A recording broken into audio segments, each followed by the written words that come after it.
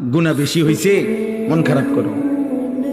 গুনাহ অনেক বেশি বাবা, বান্দা মন খারাপ করো না। আমি আছি না, আমার কাছে আইসো, গুনাহ যেই পরিমাণ হোক আমার থেকে হতাশ হইও না, আমি সব মাফ করে দেব।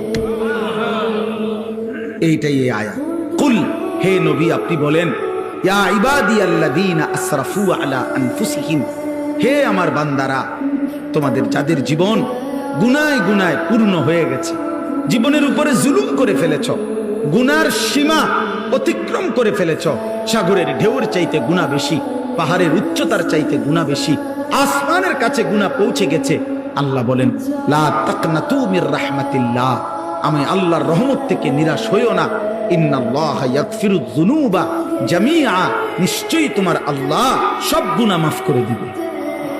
ইন্নাহু হুয়াল গফুরুর রহিম, নিশ্চয়ই আল্লাহ ক্ষমাশীল দয়াবান। তাহলে কে মাফ করবে? কি পরিমাণ মাফ করবে?